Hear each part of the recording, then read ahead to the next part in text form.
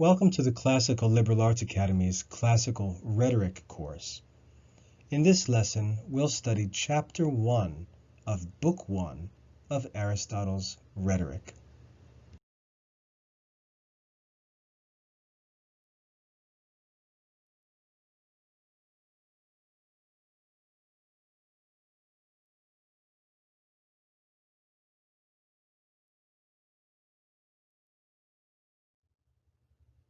Rhetoric reciprocates with dialectic, for both are conversant with such particulars as being common may, after a manner, be known by all men, and pertain to no definite science. Hence, all men, in a certain respect, participate of both these, for all men, to a certain extent, endeavor to examine and sustain an argument, to defend and accuse.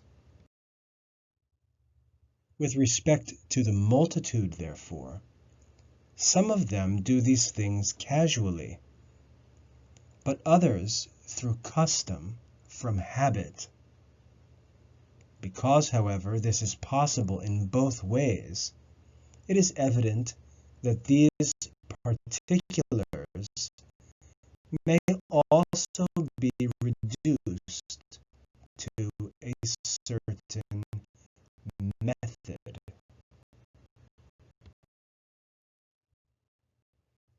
For it is possible to survey the cause why some men render what they assert probable from custom, and others from chance.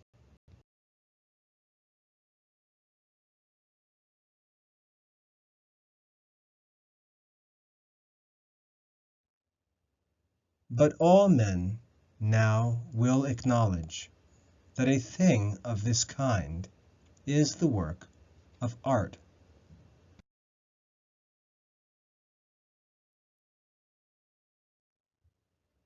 At present, therefore, those who compose the arts of orations explain only a small part of rhetoric. For credibility is the only artificial part of the art, but the other parts are additions.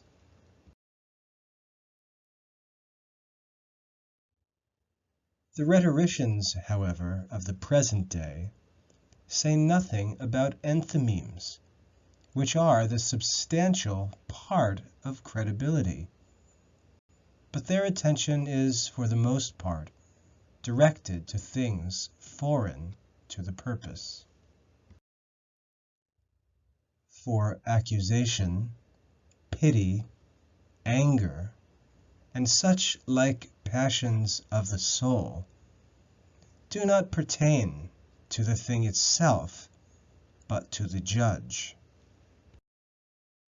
For with respect to all cities, some think it necessary that the laws should thus ordain. But this method is adopted by others, and they forbid rhetoricians to say anything foreign to the purpose, in the same manner as in the Areopagus, and in this respect they think rightly. For it is not proper to pervert the judge by exciting him to anger or envy or pity, since this is just as if someone should make the rule distorted which he intends to use.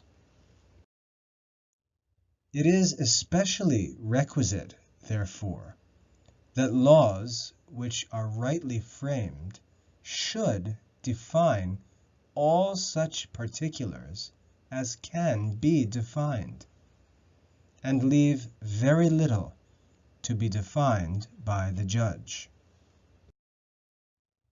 And in the first place, indeed, this is requisite, because it is more easy to obtain one person or a few than many that are intelligent and wise, and who are able to act the part of a legislator and a judge.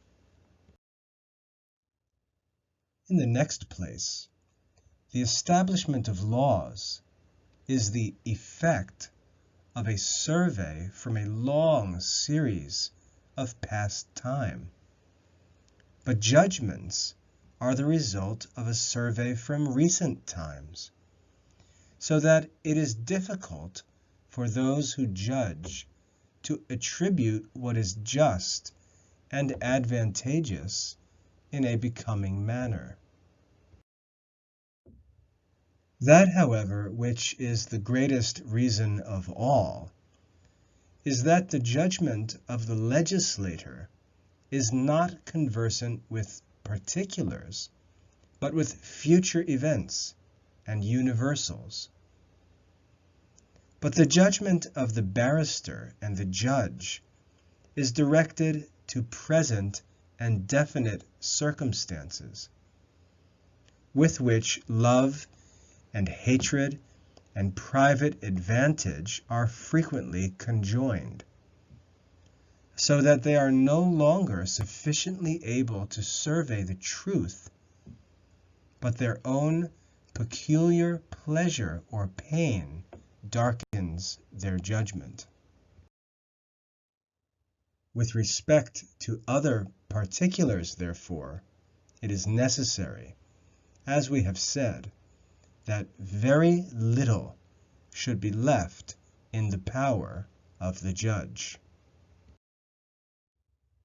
But with respect to the enquiry whether a thing has been done or not, or whether it will or will not take place, or is not, it is necessary that this should be left to the judges, for it is not possible that these things should be foreseen by the legislator. If then this be the case, it is evident that those rhetoricians who define other parts of an oration except credibility, such for instance as what the proem or the narration should contain, and each of the other parts, these exercise their art in things foreign to the purpose.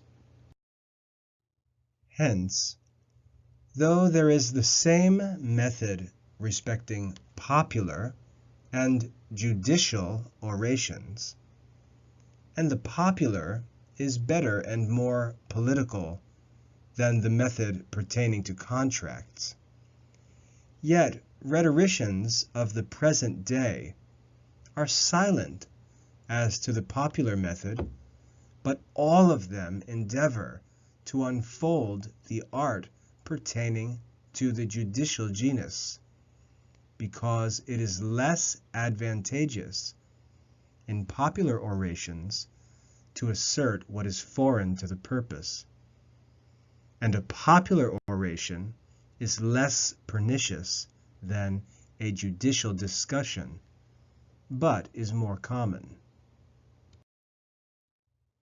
For in the former, the judge decides about appropriate concerns, so that nothing else is necessary than to show that the thing is as the counselor asserts it to be.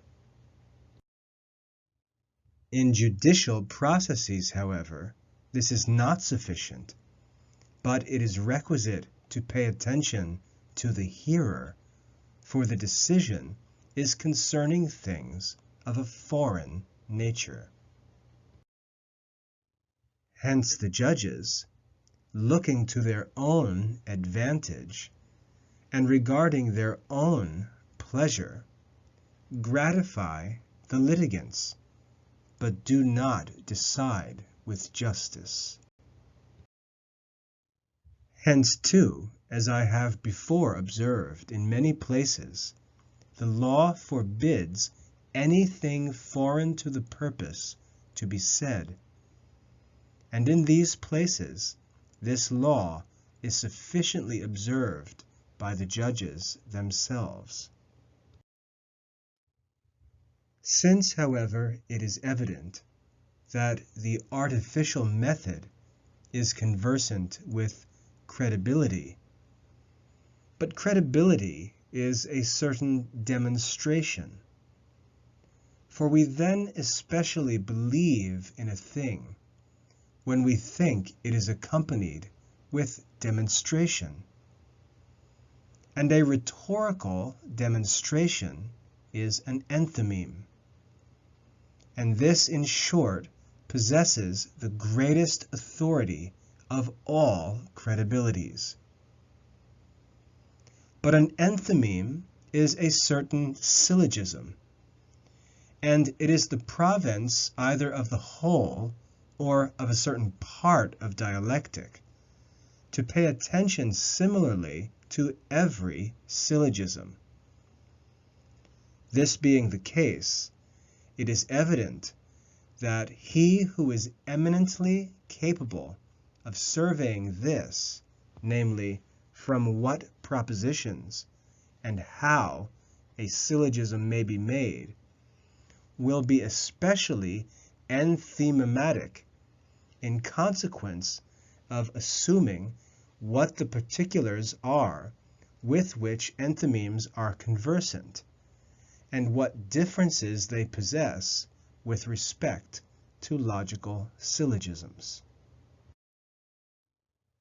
For it is the province of the same power to perceive truth and what is similar to truth.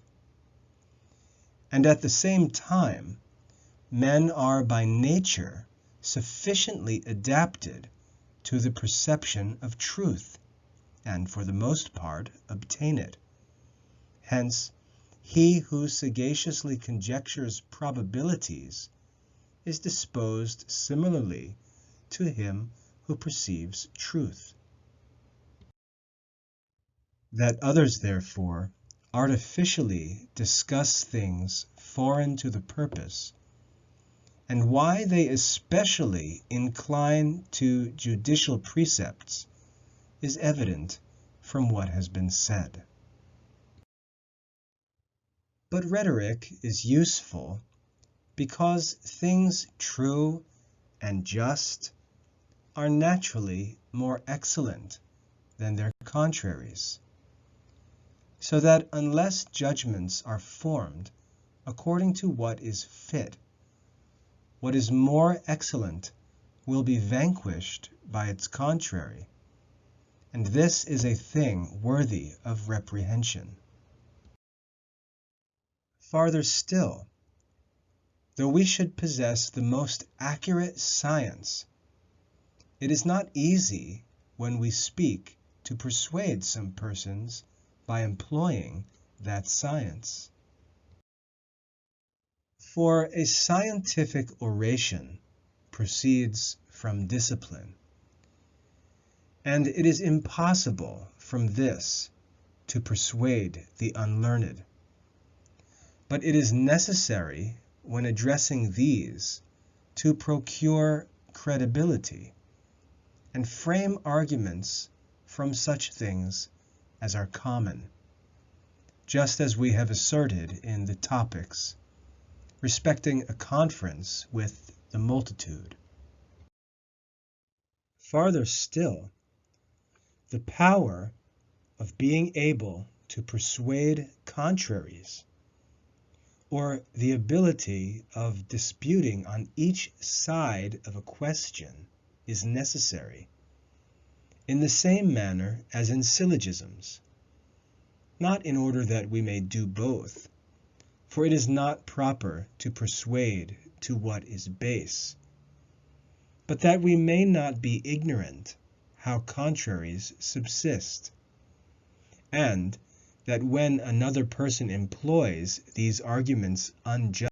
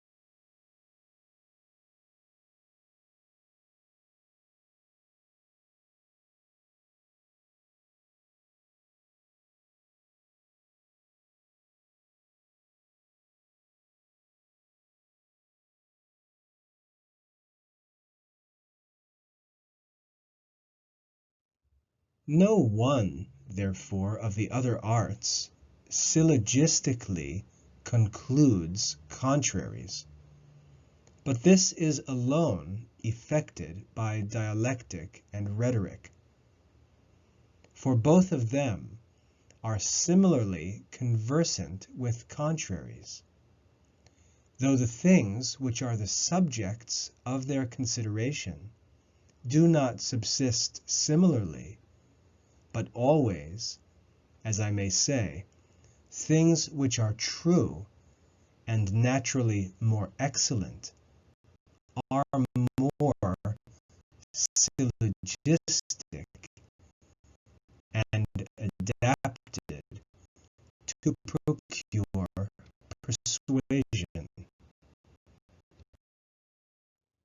Besides, it is absurd that it should be shameful for a man not to be able to give assistance to his body, and that it should not be shameful for him not to be able to assist himself by the reasoning power, which is more the peculiarity of man than the use of the body. If, however, it should be objected that he who uses unjustly the rhetorical power may injure others in a great degree, this objection is common to everything that is good, except virtue, and especially to the most useful things, such as strength, health, riches, and military command. For he who uses things of this kind justly may benefit others in the greatest degree, and by using them unjustly may effect the greatest injury. That rhetoric, therefore, is not conversant with one certain definite genus, but resembles in this respect dialectic, and that it is useful is evident. It is likewise evident that the employment of rhetoric is not to persuade, but to perceive on every subject what is adapted to procure persuasion, in the same manner as in all other arts. For it is not the business of medicine to produce health, but to do everything as much as possible which may procure it, since the healing art may be well exercised upon those that are incapable of being restored to health. In addition, likewise, to what has been said, it is the province of the same power to perceive what is persuasive, and what appears to be so, just as it is the province of dialectic to discern what is a true and what is only an apparent syllogism. For the sophistical art does not consist in the power of reasoning, but in deliberate choice, except that here indeed, in the rhetorical art, one man will be a rhetorician from science, but another from deliberate choice.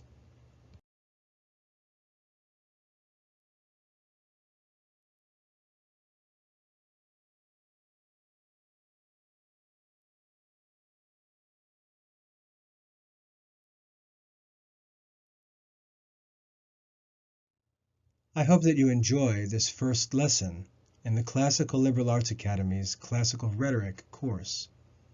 If you have any questions or would like help with this lesson, please visit us online at classicalliberarts.com. God bless.